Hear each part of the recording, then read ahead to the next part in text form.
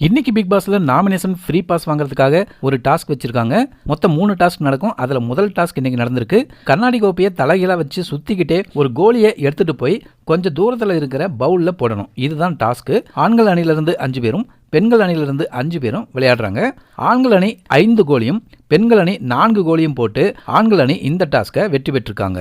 இந்த வாரம் நாமினேஷனான 13 பேர்ல ஆண்கள் 6 பேரும் பெண்கள் அணியிலிருந்து 7 பேரும் இருக்காங்க.